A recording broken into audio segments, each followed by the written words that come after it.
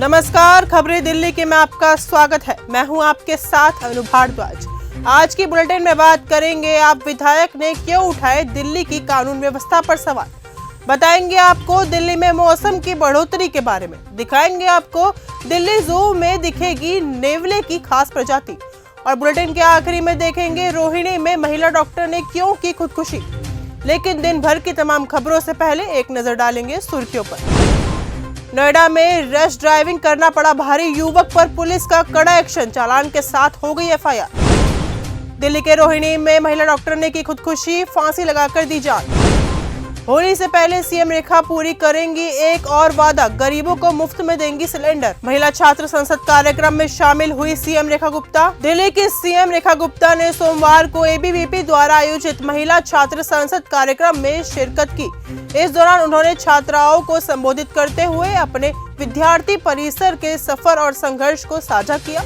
उन्होंने कहा कि एबीवीपी केवल एक छात्र संगठन नहीं बल्कि एक जीवन प्रतिबंध पाठशाला है जो युवाओं को देश और समाज से जोड़ने का काम करती है। अब विधायक कुलदीप कुमार ने दिल्ली की कानून व्यवस्था पर उठाए सवाल। दिल्ली में बढ़ते अपराधों को लेकर आम आदमी पार्टी के विधायक कुलदीप कुमार ने बीजेपी की डबल इंजन सरकार पर सवाल खड़े किए हैं। उन्होंने कहा कि दिल्ली में अपराधियों के हौसले बुलंद है और लोग खुद को असुरक्षित महसूस कर रहे हैं। दिल्ली में आप नेता ने की ट्रेड फ्रेंडली नीति बनाने की मांग। दिल्ली आम आदमी पार्टी ट्रेड विंग के अध्यक्ष ब्रिजेश गोयल ने सोमवार को दिल्ली की मुख्यमंत्री रेखा गुप्ता से मुलाकात की। उन्होंने सीएम को दिल्ली के व्यापारियों और उद्यमियों की समस्याओं से संबंधित मांग पत्र सौंपा। सीटीआई के नेतृत्व में सौंपे गए इस मांग पत्र में दिल्ली के उद्योगों और व्यापारियों के लिए 11 प्रमुख मांगे शामिल है। दिल्ली में एआई ट्रेडिंग के नाम पर लाखों की ठगी, 2 गिरफ्तार। दिल्ली पुलिस ने 2 साइबर ठगों को गिरफ्तार किया है जो आर्टिफिशियल इंटेलिजेंस की मदद से बिजनेस टाइकून के वीडियो में छेड़छाड़ कर लोगों को निवेश के लिए फंसा रहे थे। दिल्ली में तेज हवाएं चलने से तापमान में बढ़ोतरी पर ब्रेक। दिल्ली के मौसम में उतार चढ़ाव का क्रम पिछले कुछ दिनों से जारी है। पश्चिमी विक्षोभ की वजह से एक बार फिर मौसम में बदलाव के संकेत है। सोमवार को सुबह के समय हल्का धुंध देखने को मिली, हालांकि दिन में मौसम साफ रहने के अनुमान है। न्यूनतम तापमान में बढ़ोतरी के संकेत है। वसंत कुंज में झुग्गी वासियों से मिली सीएम रेखा गुप्ता। दिल्ली के आगामी बजट को लेकर मुख्यमंत्री रेखा गुप्ता दिल्ली की जनता के बीच पहुंच रही हैं।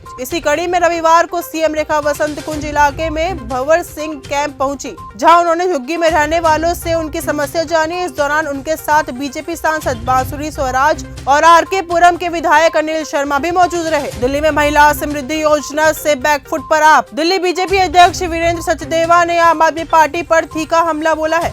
उन्होंने कहा कि महिला समृद्धि योजना के लिए 5100 करोड़ रुपए का बजट मंजूर किया गया है, जिससे आप नेता बौखला गए हैं, इसलिए तर्कहीन बयानबाजी की जा रही है। गौरतलब है कि दिल्ली सरकार ने 2025-26 के बजट में महिलाओं को सम्मान राशि देने का प्रावधान किया है। नियम और रजिस्ट्रेशन प्रक्रिया तय करने के लिए कमेटी भी गठित हो गई है। 60 रेलवे स्टेशनों पर एयरपोर्ट जैसी व्यवस्था। महाकुंभ के दौरान नई दिल्ली स्टेशन पर मची भगदड़ से रेलवे ने सबक लिया है। देश के 60 रेलवे स्टेशनों पर एयरपोर्ट जैसी सुरक्षा और भीड़ नियंत्रण की व्यवस्था करने का फैसला लिया गया है। अब ट्रेन आने के बाद यात्रियों को प्लेटफॉर्म पर जाने की इजाजत मिलेगी। रेलवे बोर्ड के मुताबिक एक्सेस कंट्रोल एंट्री सिस्टम लागू किया जा रहा है। नया नियम लागू होने से जनरल और वेटिंग टिकट धारक स्टेशन में दाखिल नहीं हो सकेंगे। केवल कंफर्म टिकट धारक को स्टेशन में प्रवेश करने का अनुमति है। डीयू छात्र को टक्कर मारकर हुए थे फरार। दिल्ली के रोहिणी इलाके में न्यूज़पेपर बांटने निकले एक युवक को कार ने कुचल दिया, जिस घटना में युवक की मौत हो गई। वह दिल्ली विश्वविद्यालय के ओपन लर्निंग का छात्र था और परिवार की जरूरतें और अपने सपने पूरा करने के लिए अखबार बांटने का काम करता था। ये दुर्घटना 1 मार्च की हुई थी। घटना के 1 सप्ताह के बाद ही आरोपी को गिरफ्तार कर लिया गया। दिल्ली पुलिस ने इंटरनेशनल सिंडिकेट का किया पर्दाफाश। दिल्ली पुलिस ने नशा मुक्त भारत अभियान के तहत अंतर्राष्ट्रीय ड्रग सिंडिकेट का पर्दाफाश किया है। दिल्ली पुलिस ने 2 ड्रग सप्लायर को अरेस्ट कर लिया है। दिल्ली पुलिस ने कार में भारी मात्रा में गांजा बरामद किया है, जिसकी अंतर्राष्ट्रीय बाजार में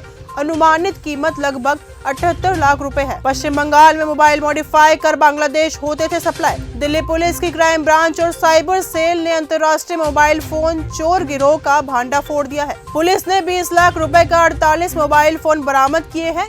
गिरोह दिल्ली एनसीआर से मोबाइल चोरी कर बांग्लादेश में सप्लाई करता था। पुलिस ने मोबाइल फोन चोर गिरोह के एक सदस्य को सलीमगढ़ बाईपास से पकड़ा है। आरोपी की पहचान 24 वर्षीय अब्दुश के रूप में हुई है। इंडिया की जीत पर दिल्ली में खुशी की लहर। टीम इंडिया ने चैंपियंस ट्रॉफी के फाइनल में न्यूजीलैंड को 4 विकेट से हरा दिया है। दिल्ली के मुख्यमंत्री रेखा गुप्ता ने सोशल मीडिया अकाउंट एक्स पर पोस्ट कर खुशी जताई है। उन्होंने लिखा, एक बार फिर साबित कर दिया हम चैंपियंस हैं। भारतीय क्रिकेट टीम को चैंपियंस ट्रॉफी जीतने पर हार्दिक बधाई। आपकी मेहनत, जुनून और जज्बे ने देश का सिर गर्व से ऊंचा कर दिया है। गर्व से कहो, हम हैं भारतीय। दिल्ली में इस सीजन का सबसे गर्म दिन रहा 9 मार्च। देश की राजधानी में दिल्ली में पिछले कुछ दिनों से पारा तेजी से बढ़ रहा है। राष्ट्रीय राजधानी में रविवार को अधिकतम तापमान 33 डिग्री सेल्सियस दर्ज किया गया, जो इस सीजन का सबसे गर्म दिन साबित हुआ। इससे पहले साल का सबसे ज्यादा अधिकतम तापमान 27 फरवरी 2025 को 32 डिग्री सेल्सियस दर्ज किया गया था। दिल्ली ज़ू में दिखेगी नेवले की खास प्रजाति। दिल्ली के चिड़ियाघर में एक नया मेहमान की वापसी होने जा रही है।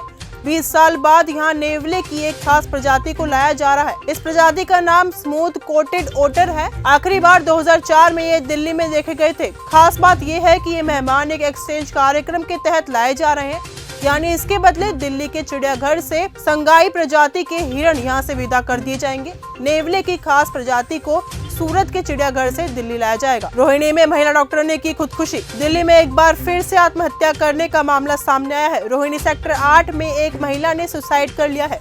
जानकारी के मुताबिक महिला की उम्र महज 26 साल थी, जो पेशे से डॉक्टर थी। बताया जा रहा है कि महिला डॉक्टर ने अपने घर में फांसी लगाकर जान दे दी। महिला ने आत्महत्या जैसा कदम क्यों उठाया, फिलहाल इसकी वजह सामने नहीं आई है। तो फिलहाल इस बुलेटिन में सिर्फ इतना ही। देश और दुनिया की तमाम खबरों के साथ ऐसे ही जुड़े रहने के लिए देखते रहिए न्यूज़ गंगा। ऐसी ही खबरों को सुनने और देखने के लिए सब्सक्राइब करना बिल्कुल मत भूलिएगा चैनल न्यूज़ गंगा। खबरें अच्छी लगी तो लाइक का बटन दबाना बिल्कुल मत भूलिएगा। कमेंट बॉक्स में टाइप भी कर सकते हैं और हाँ, शेयर करना भी बिल्कुल मत भूलिएगा।